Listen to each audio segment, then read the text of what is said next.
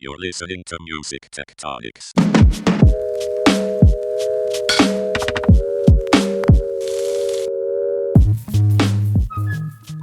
Welcome back to Music Tectonics, where we go beneath the surface of music and tech. I'm your host, Dmitri. I'm also the founder and CEO of Rock, Paper, Scissors, the PR and marketing firm that specializes in music innovation. Today, I bring you back a recording from the street at South by Southwest with Mark Steiner, the co-founder and CEO of GigSalad. We get a glimpse into what it's been like to completely bootstrap a business from startup to a successful scale up. We'll also have a PR strategy for you from senior strategist Jonathan Streetman at Rock, Paper, Scissors. But first, here's the news with Tristra and Jade and Jade Preboy.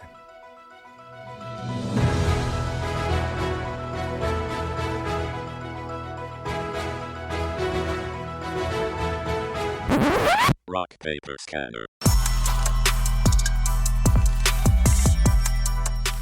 Hey everybody, while Dmitri is away, the kids at RPS are going to play, and me. I guess I'm a little old to be a kid. Hello, fellow kids. Hello.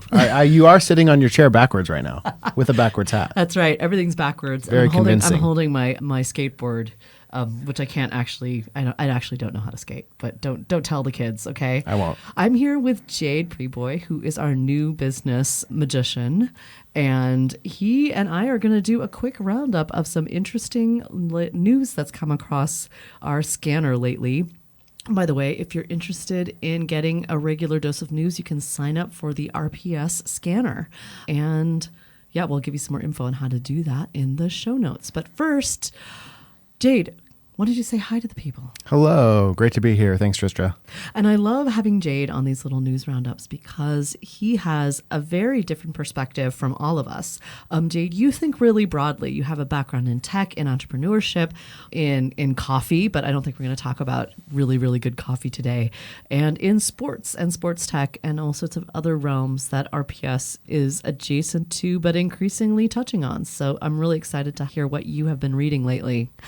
First up, I wanted to share with everyone a really interesting bit of research from Transistor, and that just came out the past week or so about Gen Z and podcasts. So many Gen Z love podcasts, but guess what? They're not into the video version. I think it's funny because as a Gen Xer, I'm not particularly into video podcasts. I can't speak for my generation, but I'm wondering, it must be the millennials. No offense, millennials. You're a millennial, aren't you, Jade? Yeah. Okay, yeah. I some of my best friends are millennials. But interesting, Gen Z, according to this Transistor study, strongly prefers Spotify at almost 56% of those polled, loving that platform, and overwhelmingly choose audio-only formats, and that's 76%. So that challenges young assumptions that young consumers, young listeners are only going to want to see it if it has a video. Clearly something else really interesting is going on. So just wanted to throw that out there. What have you been reading this week, Jade? Yeah. One article that I thought was really interesting that was brought to my attention in the sports world, but it's also there's a crossover here between like media technology and kind of just like the evolution of how tech is impacting pretty much every aspect of our life. But this article here from The Athletic, Jayden Daniels' growth with VR simulation has Commanders embracing mind games. It's an awesome headline, but essentially their quarterback, who's a rookie, was training in VR before he stepped on the field. They turned up the speed. So he was playing at like 1.5 speed. Holy cow. And now he's doing really well. I think he has one of the best records. I mean, it's just really interesting to me that just how that technology has actually caused some really interesting real world effects. In the world of training, especially, like you had an interesting parallel with music that you brought up with me before we hit record.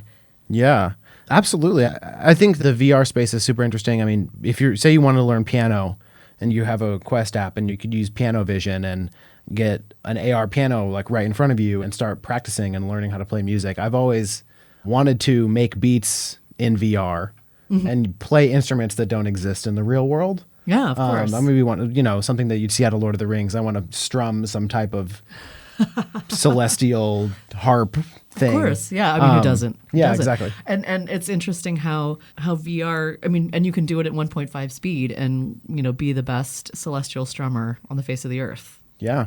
I mean, I bet it's pretty nerve-wracking to play a show in front of a large crowd. So even having the simulation of the audience being there, being on stage with 40,000 people out there, I bet there's some benefits to that. I'm going to toggle back to what seems to be my favorite subject this week, which is video podcasts. And Bloomberg just had a report with a pretty shocking headline, which is porn on Spotify is infiltrating the platform's top podcast charts. So there was recently a big scandal on Instagram of people being served all sorts of videos that were disturbing. And now Spotify is facing sounds like a little bit of a kerfluffle when it comes to content moderation. And this has always been something I've been keeping my eye on probably since, for the last 10 years, just thinking about how is Spotify going to, the content moderation goblins come for every platform eventually that's successful. And Spotify, of course, is no exception. But in this case, now that they're branching and leaning hard into video, a whole new horizon of content moderation problems has opened up. And with the current atmosphere surrounding content moderation, which is, it's kind of, a lot of the tech companies seem to be deciding it's better to just be super hands-off. And there are some signals coming from the Trump administration, from the new head of the FCC, for example, here in the U.S., that a key piece of legislation that's been protecting platform folks and publishers may fall. And that's Section 230. So this really sets up a very interesting dynamic. Are we going to have to wrestle with dealing with inappropriate material being served to us via something like Spotify? Because if Spotify starts moderating, then they could get in trouble with the FCC. Who knows? I mean, I'm not an expert on this. Lawyers, people who are experts on this, I would love to hear from you on this topic. But yeah, it is definitely an interesting time for Spotify. It kind of feels cyclical, or like there's an expanding and contracting of regulation on the internet. I mean, the early days of the internet felt very wild, wild west. You'd be playing flash games, and it was inappropriate, and and it feels like. Do you need to talk about your early internet trauma? No, it's all good. But to me, the internet it's kind of inherently inappropriate in a lot of ways. And I think that when we have platforms like Instagram and Facebook and these companies attempting to make it more family friendly, the real internet slowly comes back around and kind of it's seems interesting to take hold again. Yeah, I was reading something today that was you either have something that's very sanitized, a la Disneyland, and there's not even a hint of anything breaking through, or you have basically 4chan. The question is, how are we going to balance these two extremes? Or are we going to try to balance these two extremes? Is it just simply going to be user beware? I use the internet less. I use the internet for work. Yeah. But less and less. I mean, I've had a very annoying time trying to stream The Fellowship of the Ring recently. There's commercials on HBO. Yeah. The extended edition is over 4 hours long, and it takes a while to load. I think we pay $8.99 for HBO or something. I could probably buy that DVD for $5, and I'm going to. Yeah, I do think that is one of the reasons why analog media, or quote-unquote physical media, has gotten so meaningful to younger entertainment and culture lovers. They can control the experience so much more, and they can go back to it whenever they want. So what other news has been on your mind, Jade? You've got VR training. What else have you been thinking about? I've been thinking about the intersection of music and sports a lot. As someone who grew up as a musician and an athlete, kind of splitting time between those two things, there's not a ton of inherent crossover, but as you think about it more, there is actually, it's completely crossed over. I played in marching band, and so we'd play at halftime, and I played football for a while too. I was never doing those both at the same time. I was going to say, so you played the sousaphone, you threw it down, and then you went and ran to sports. I can't make any sort of great football metaphors right now. Music is really important to sports. Getting you hyped up for a game, creating an awesome promo video with a really sick beat playing in the background. That's all stuff that's awesome. I think in terms of fan engagement and data, there's a lot of similarities here. Everyone's betting on sports now. We might be betting on music. Name, image, likeness has become a huge issue for many young athletes, and just it has for many artists. Exactly. Totally. No, completely. This is a little bit older news, but I have this this Music Business Worldwide article. Sports music licensing company ClicknClear inks deal with Warner Music. I really think it's cool what ClicknClear is doing. They're they're making it music licensable to sports teams and coaches in a way that previously wasn't licensable. I mean, those revenues might have just got black boxed, or maybe this was kind of like an under the table thing. So that's really interesting to me, and I think we're going to see more of that kind of more revenue opportunities between sports, music, and gaming as those worlds kind of merge. Yeah, and I think we've had the CEO and founder of ClicknClear on the podcast before, Chappell. She's quite inspirational, doing an amazing job. Oh yeah. All right. Well, thanks for talking through the news with me, Jade. And we'll have to do it again sometime if, when the boss is away. Thanks, All right. Tristra. Have you registered for our March seismic activity? Join us online March 26th at 10 a.m. Pacific, 1 p.m. Eastern, 5 p.m. UK time for Permission to Pick My Brain. Ask Me Anything. We'll be joined by music tech experts Vicky Nauman, Hazel Savage, and Cliff Flue for an hour of open conversation. Bring your questions and get ready to come on camera. Head over to musictectonics.com to register now and learn more about our free monthly online event series. Now for our feature interview.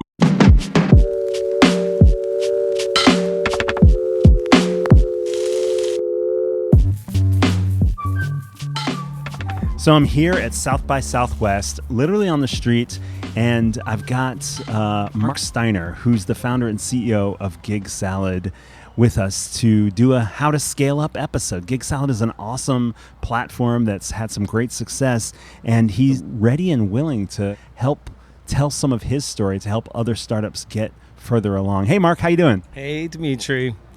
It's great to be with you again. For anyone who's never heard of GigSalad, how do you describe it to people? We are an event marketplace, place to book entertainers, performers, speakers, and other event service providers. And this is before marketplaces became really popular and famous. So, like Uber and Airbnb, we were before all of them.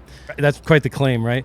But in an event space, so it's very niche, and I don't think we'll ever scale to that level. We're in US and Canada only for one, and I think there's fewer people planning events than need a ride from the airport to the hotel kind of thing. So, but that's really all it is. I was a booking agent before, working with performers, and early on in the early 2000s, we came up with this concept to match entertainers to event planners. So what kind of entertainers can you book through GigSalad, just as an example? Pretty much anybody that does what they do on a stage. It was originally performers, it was musicians, which was the space I was working in as a booking agent. What are some of your top categories? The face painters is very high. Mariachi is very high, very, very high. We need more mariachi, so if anybody's listening. So violinists, quartets. And we're in the both private and corporate event planning. So wherever you see a small jazz combo or classical background ambiance music, it's every event from cradle to grave, from weddings and to funerals. Yeah. Wow. And have there been artists, musicians who've made like serious living at GigSalad? Oh, yeah. Early on, official launch was 2007. So there was a recession that was about to begin, in and around at 7 and 8. And we had people telling us, thank God for GigSalad. You're putting food on our table. You're helping to help us pay our rent. Because it's a range. We have people that are weekend warriors. They have their primary job, their day job, and their dream or their passion is to perform. And so it's a side hustle for many. But then there's a lot of folks who they are full-time in their gig, and in some cases there are those who use GigSalad primarily. So yes, there's people that make their living on the platform. Yeah, it just depends. So when you were getting started, I'm sure there were like different moments when you realized, well, you had the question, is this going to work? This is going to work. This is growing. I'm curious, can you think through from the beginning to now, what were those pivotal inflection points? How did you know that it was going to take off? I mean, we have startups listening to the podcast who are in the idea phase. We have some of them who already have an MVP. There's some who are already launched. And they're probably sometimes asking themselves, like, should I keep going? Or how big could this really get? And I'm curious if you can remember specific moments that were those inflection points, sort of like, I'm about to throw in the hat, but I shouldn't, or holy cow, this is working. Yeah, I don't think my story is unique. However, it's a good one, and it goes like this. I was a booking agent in New York City at a small boutique agency that I worked at for 7 years. And then I decided to go out on my own and start my own little booking agency. And that morphed, the background sounds, love it. So I thought, I'm gonna do my own agency. That morphed into including a speakers bureau. And about a year in, I decided I needed a website. So I went to my friend who had been starting to do web design, and he designed my first website. And when that came out, I started getting hit up by entertainers and performers who were starting to use the web for the first time. This was in the early 2000s. And at the same time, event planners, they were finding Steiner talent. So Steiner Talent was my booking agency. I was getting hit up by clowns looking for a gig, and literally clowns. And so I had come from a performing background. My wife at the time was a concert violinist, and she would gig doing weddings and that sort of thing. So I was familiar with the space. And I wanted to be helpful to my fellow artists. At the same time, I had moms calling for clowns. And I thought, there's got to be a way to bring these two parties together. So I went to my friend, Steve, who had designed the website, and said, I got this problem. I'm spending a lot of time being a connector for things that are not within my business model. I'm not making any money from it. I need to figure something out. So we decided to create a separate website. And it originally was just going to be a directory. It's where hopefully these two parties could meet, go on and do business together. And that was the beginning of it. There was a problem that I was getting inundated with emails and phone calls, and the solution was, let's create something else, let them go over there and do their DIY thing. So the origin story literally was your SEO was too good, and you needed a way to solve it so you could get back to business. That's exactly right. Wow. So at that stage, I wasn't concerned on how good it did or didn't do. Steve and I threw in maybe $1,000 or two a piece or something just to pay a rent-a-coder back in the day, try to create something for us. That was our first hand at it. I think we hired a rocket scientist who was moonlighting, dabbling with web creation. So it takes a rocket scientist to build a marketplace. It really does. When the clowns start calling, call a rocket scientist. Right. And I'm not one. I am not a rocket scientist. That was the idea. Let's create a directory. And, off we went. The part about it that I think people need to know is I had my business to run. Steve had his business to run. He had a graphic design business, a web design business. And that's what we did mostly during the day. And then at night, and on weekends, we'd work on GigSalad. But there was no pressure per se. We didn't have a monetary investment. It was a lot of work, a lot of grind. And the pressure was off about what it would or wouldn't do, could or couldn't do. And off we went. And that was about 2003. So we're in the beta stage all the way up until 2007. The moment we had a website out there, we started to get a little momentum right away. I mean, I had a huge database of performers that I knew in my own life, and we just started reaching out and saying, hey, we have this platform. There was another business out there that had already started doing this that we weren't even aware of. So we discovered them, and then we started doing what you do is, you compare and say, what are they doing that we think they're doing right? What are they doing that we think we could do better? And we started to make adjustments and build the brand, build the business based on that. And like I said, we were the underdog and the little train that could from the beginning. As we reached out to people, we said, hey, you know about these other guys, but you might want to give us a try too. And people did. We got buy-in. I think it was the messaging. I think it was who Steve and I were. I think it was how we talked about the company and what our goals were, and by the people, for the people sort of thing. And we hired our first developer in 2007, and he got us to a different level at that point. He became a partner. We gave him some equity, and off we went. Can I ask you, did you have investment, or were your other businesses doing well? How did you pull together enough cash to hire a developer? We put a few shekels together and said, we can pay you X amount. Steve said, hey, would you like to come and freelance for my company? He needed somebody to help him with his clients. So Steve was paying him a little bit, and then he'd work some hours for GigSalad as well. And so it's kind of shared in a way. It was a share deal. And so we said, we can afford to pay you this much. He did some work, and all of a sudden felt like it was running out. We said, if you stick around for a few more months and keep working, we'll give you equity. And he did it. He took the deal. And if you were to talk to Locke today, he'd tell you it was the smartest thing he's ever done. That's the developer's name, Locke? Locke Bircher, who is now my sole partner. Locke and I, in 2022, bought out Steve, and it's he and I now. Yeah, it's interesting to hear a little bit about that part of the story. Like, what's it like to bring on your first technical co-founder?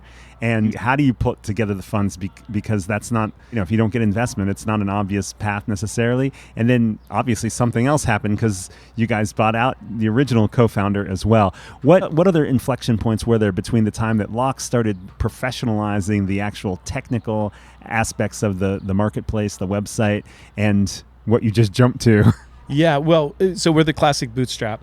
And as far as money that Steve and I put in, as I said, I don't think it ever exceeded a total of $10,000 between us. And did you ever raise money? We never raised money, and we declined offers by VCs that started right away. I mean, we launched in 2007 and we took off like a rocket. And so much so that at that time, when we launched, we were both working out of our homes. So I had 2 or 3 people working around my kitchen table that were working both on Steiner Talent and GigSalad at the same time. And Locke was working in a spare room at Steve's home in Wilmington, North Carolina. But for what Locke created and where the website leapt in very short time, we realized, we need more people. Thus, we need more space. I have no more room around the kitchen table. So Steve and I opted to purchase a building in Springfield, Missouri, as opposed to rent, and started to fill seats, and off we went. And then once that happened, and we were growing fast, and people started comparing us to, saw us in this space and the other guys in that space, but it's a very niche space. Both of us were getting reached out to by VCs, and for me and my part and Steve, we just wanted to keep our autonomy. We wanted to stay bootstrapped. It was keeping that independence and not being told what to do, and we just went that route. So when you bought the office and you started hiring people, was that GigSalad money, or was that still like your previous agency, his design firm that was investing in these other pieces? Yeah, good question. It was because it was in Springfield, it was really hey, I can fill a seat or two with Steiner Talent. We have GigSalad. It was really the almost right away, we had enough income to hire. So it was pretty self-sufficient right out of the gate. And keep in mind, the people that we needed, it wasn't skilled labor. We didn't even need to hire other developers yet. It was more customer service, people to take calls, people to reply to emails. So I was hiring people straight out of college, or people that, there was young moms. It was more about, this is the other thing.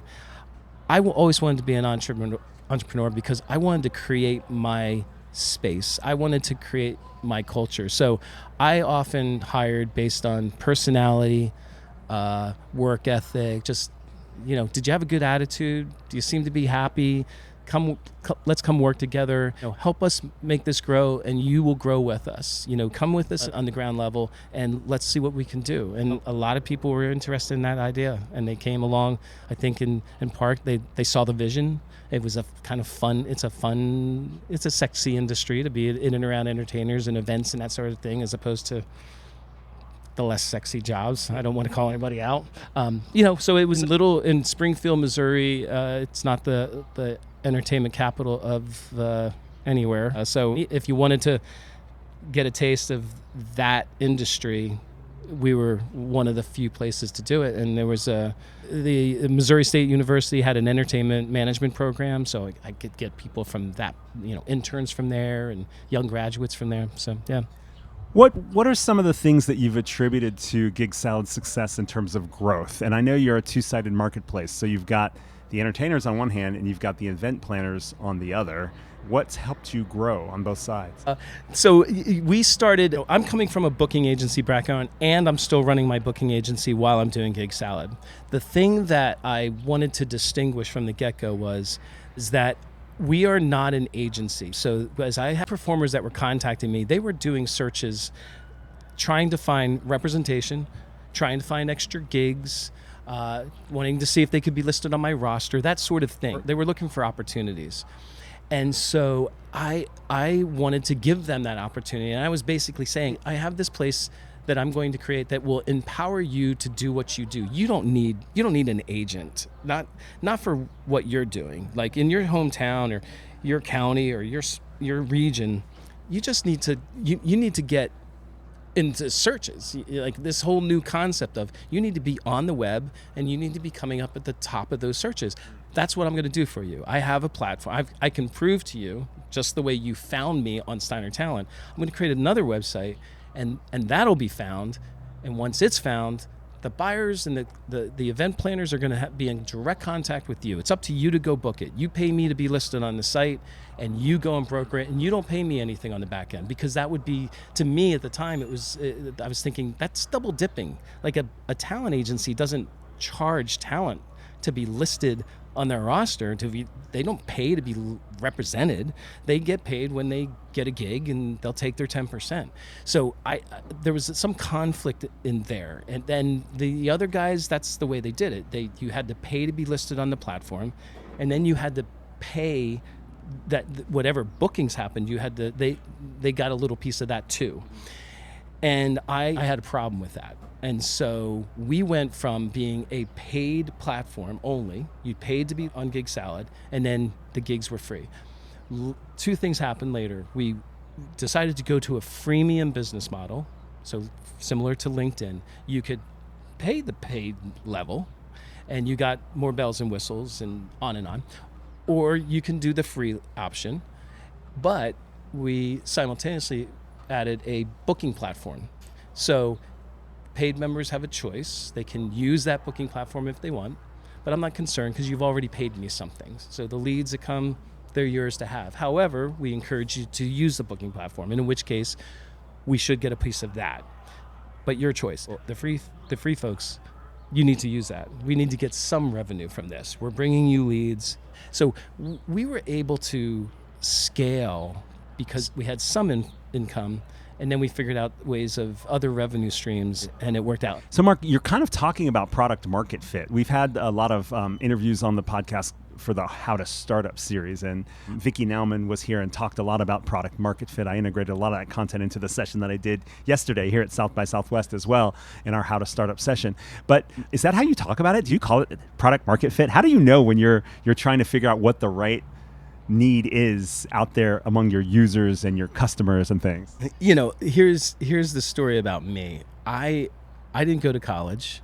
I don't have a business degree. I consider myself really an artist first and foremost. The one thing I did discover, and it was by way of a friend who believed in me and gave me my first agency job, because they thought, hey, he's extroverted, he's gregarious enough, of course he can sell.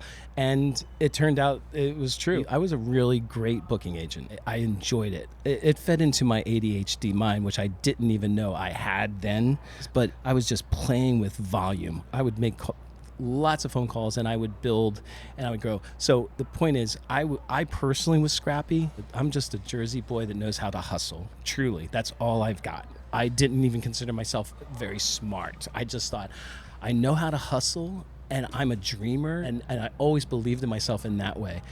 And so we never did a business plan. To this day, I'm not sure I know how to do a business plan. You're ruining my whole series by telling these startups out there that they don't need any plan. No, it's fine. And Steve went to FIT, and he's a smart guy, but he didn't have a business background either. I mean, we were entrepreneurs, so we were running our small businesses, but we just figured a lot out as we went. So it was, go ahead. In a way, Mark, it seems like what you're saying was it was always looking for product market fit. It was like, I didn't call it that, but I'm just like, what works? Does this work? Do they like it? Do they not like it? Are they responding? Are they not responding? Et cetera. Yeah, GigSalad, if we're anything, our culture is such that we are truly, I mean, people always say we're about the people and we care about the people. It's really, really true at GigSalad. When I was in New York City trying to be an actor, I was in New York City actually trying to be rich and famous. I wasn't trying to hone a craft. I was not going to acting class. I was trying to be discovered. And because I wanted to be famous. So the point of this is, what I found was I liked being around talented people in any field, anybody that was exceptional and that practiced throughout their life and honed a craft and got really good at it. I liked being in and around them. And when I was, that association, I saw my part in, I'm going to create a platform for you to excel. It really was about that. And I saw it as a partnership between us. And of course, having been an agent, that made sense. And so it was truly about, what can we do to serve you? How can we make you succeed? And if we make you succeed, then we succeed. And the whole ship rises with that. And I think that answers your question. Yeah, that's great. That's great. Did you ever regret not responding to those VCs or taking on investment? Absolutely not. No, it would have been a totally different story. And to this day, here I am, got to a place where we were able to buy out Steve. And now I have even more equity in the business. And I've always looked ahead. I've never been, of course, there's been times in my life, I want to be rich. I mean, I've said that. I want to be rich and famous. So, but I've never been driven by money. It was never about a monetary success for me. It was always about, what am I doing? Am I doing something I love, I feel passionate about? And the money will follow. And that is in fact what happened. Like it took a little while. It wasn't until 2011. So we launched in 2007. 2011 was the point where I folded Steiner Talent into the common interest of GigSalad because they were still related. And there was enough of bookings there that made sense to not just walk away from it. So we had agents within GigSalad doing that particular thing to keep that business going. Steve folded his Tetro design business that year, and so we were full-time into GigSalad in 2011. And it wasn't until then, we didn't even take a draw until that point.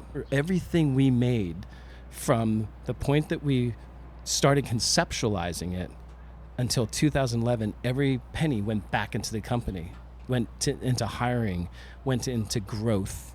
And then in 2007, we said, okay, we're making enough that we can now be full-time employees.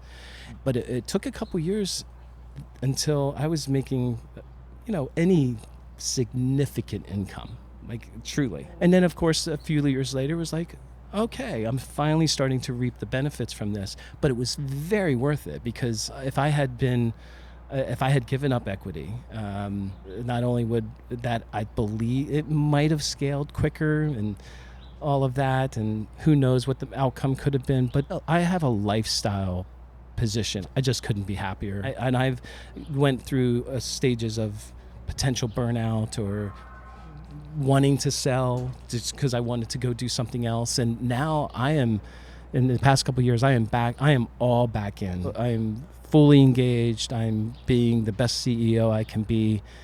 And for that reason, I have no regrets to have not sold. You heard it here on Music Tectonics. Mark Steiner, thank you so much for joining me. Great to hear that you've shared a little bit about an entirely bootstrapped business, going through multiple partnerships or shifting a little bit on partnerships, and then being perfectly happy with the growth and success of the business. Thanks, Dmitri. That is true. Great. Thanks for joining me. Thanks, bro. Now give me a PR tip. Hi, my name is Jonathan Streetman, and I'm a senior PR strategist here at Rock, Paper, Scissors. And what I'd like to talk about today is akin to just ripping off a Band-Aid. In public relations, one of the best pieces of advice I can offer clients, and often help with when we're just getting started, is to practice the questions you know you don't want to answer. This means understanding the challenges your company is facing, whether that's industry struggles, internal issues, or even past controversies, and being prepared to discuss them openly and intelligently. When you rehearse how to address these tough topics, you're able to stay calm and clear, even if those questions are raised unexpectedly.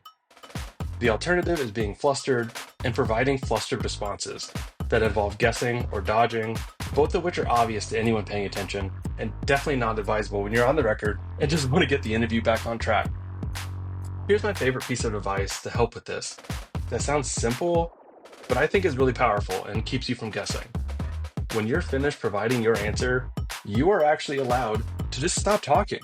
In fact, I strongly advise it. and you go ahead and let the interviewer ask their next question. When you've nailed your talking points and know exactly what you're comfortable sharing, you gain the confidence to say what you need to say, and then stop. This prevents you from overextending or revealing more than necessary just to fill the silence, which can be tempting, but it can also be pretty damaging. Ultimately, by practicing tough questions, you'll come across as more composed, confident, and in control of the conversation, which is exactly what you want when you've been given the chance to tell your company's story and highlight the cool things you're working on. Thanks for listening to Music Tectonics. If you like what you hear, please subscribe on your favorite podcast app. We have new episodes for you every week. Did you know we do free monthly online events that you, our lovely podcast listeners, can join? Find out more at musictectonics.com. And while you're there, look for the latest about our annual conference and sign up for our newsletter to get updates. Everything we do explores the seismic shifts that shake up music and technology, the way the Earth's tectonic plates cause quakes and make mountains. Connect with Music Tectonics on Twitter, Instagram, and LinkedIn. That's my favorite platform. Connect with me, Dmitri Vitsa, if you can spell it. We'll be back again next week, if not sooner.